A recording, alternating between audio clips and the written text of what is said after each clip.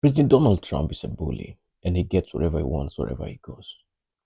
If he wants to lay your hands on you, he will, regardless of whatever is ahead of him. After him posting on Social Truth platform that he has given Iran 3 days for a ceasefire, and the last day was yesterday, that's on Tuesday, and at 8 p.m. Middle Eastern time, he said Iran will face it as never before if they don't open the Strait of Hormuz and allow a free flow of ships around that strait or along the strait. It left very many people with a lot of questions on what Trump is going to do. In fact, he did not disclose anything. But later in the day, he said he's going to wipe out a whole civilization, that it will never come back to life again. And that one sent frenzy into very many people's heads, thinking that Trump is going to use WMDs on Iran. But that is not what he meant. Trump was trying to do what he does best. I told you he's the king of propaganda, and he knows what to say when and where to and to whom. Because he wants to get people's reactions, and then he will decide on what to do. Many people who talked about that and condemned him were not just people outside the US.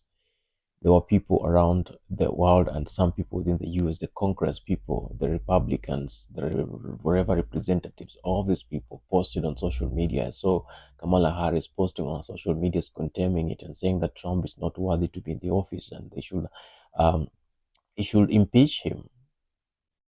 But that did not hold the waters. Then when the time was too close to do whatever he said, there was some other breaking news. President Trump agreed to a ceasefire and to suspend the bombing and attack of Iran for 2 weeks. And Trump said, in the 2 weeks period will be used to finalize a possible long-term peace deal with Iran, and that negotiations are very far long. Negotiations have gone very far long.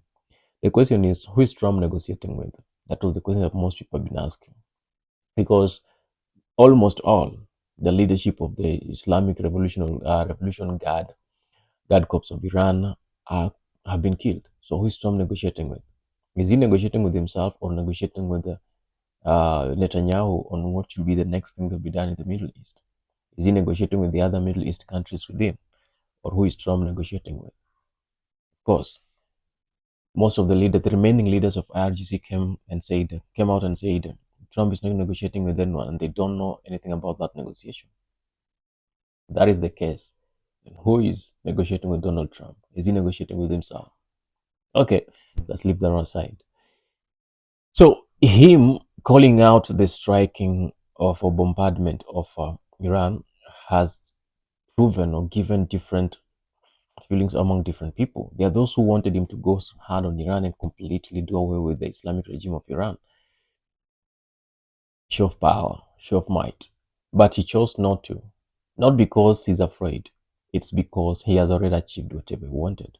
In yesterday's video, I told you the the IRGC government of Iran, or the Islamic government of Iran, gave Trump and Netanyahu a very good gift, Easter gift. That is, by mobilizing people to go around all the power plants and all the bridges to form a human chains or human shields around that place to stop Trump from bombing and to stop Netanyahu from bombing. But as they were doing that, there were other civilian bridges and roads that were being bombed by Israel. Let's come back to what Trump said. And after that, we said that was an extra great opportunity, a covert operation to happen. And I believe that is what exactly happened. And Trump laid his hands on what he needed most. And because of that, the Iranians, the Islamic regime of Iran that had sworn not to negotiate with Israel, with the US and Israel, they were left with nothing but to go on the table and agree that we need to negotiate. What were they looking for? There were rumors that the US and Israel were looking into the enriched uranium, 60% enriched uranium that was hidden somewhere.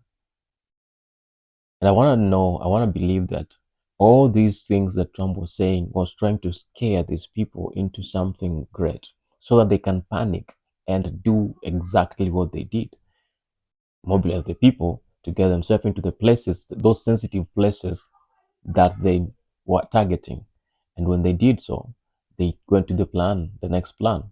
Now, those covert operators, the CIA, the Mossad, and some of other Navy SEALs that were around, to also disguise themselves as the civilians, as Iranian civilians, and go to those places, sensitive places, and find out what is happening, that take whatever they want and leave, and present it to Netanyahu and Trump.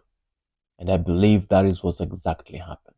So in this war, it's not that Iran has won, but they have nothing. They have nothing to fight for. They have nothing to fight for. And that one has humbled them to a level that they have to call and okay the ceasefire to the terms of the US President Donald Trump. Possibility number two, with the covert operation made possible by the Mossad, CIA, and some of the Navy SEALs from both countries, that is Israel and US, they have laid a clear operation, a time bomb that will do its work as effected or as expected, not realizing that it's a human hand that has been involved, but all things will go crumbling down with no expectation. It will not be bombs from above to the ground, but it will be bombs from under, blow up everything that they have targeted. And with that, they thought, it's a nice thing. So for the 2 weeks that Trump has given them, will be the 2 weeks of trying to lay ground and make sure that everything is as it is and as it was planned. I told you early enough, Donald Trump and Netanyahu had no plan for negotiations. The greatest objective was to denuclearize, to make sure that Iran has no nuclear probability or nuclear power or nuclear achievement. To make sure that Iran can no longer produce the ballistic missiles, the long range and short range ballistic missiles that they were boasting of. To make sure that they've completely destroyed anything that Iran can boast of and threaten Israel within Middle East. Not just Israel, but any other nation within the Middle East. And they must reach that objective because the Islamic regime of Iran is unpredictable. Today they will say yes, they will not do that. Tomorrow they would have changed their mind. As much as they're saying yes today that they're not going to do it, but covertly they are doing it. So they are not people that can be trusted. This one has been proven with the million years that they've lived. If they have really, the Islamic regime of Iran has not lived for a million years. It's only 47 years. But within those years, they have proven themselves to be people who don't stick and who don't commit to their promises. They lie for a covert operation. They lie, and everything they've been doing has been hanging on the lies and false promises. And Netanyahu knows that. Donald Trump knows that. So they will never give them an opportunity to do that. So it's not a win for Iran, Islamic regime of Iran. It's a win for the Iranians and it's a win for the US and Israel. That is my thoughts on that. If you have a different thought, you're free to bring it forth because this is where we get to learn. We get to do things as we can do them. Bye. And if you like our theories, why can't you subscribe and hit the notification bell? And kindly leave a comment. You're free to bring in your views, your different views on this. You're free to refute what I'm trying to talk about and tell me what you think you know, right? But as we usually say, time will tell because that is the only best person who knows more.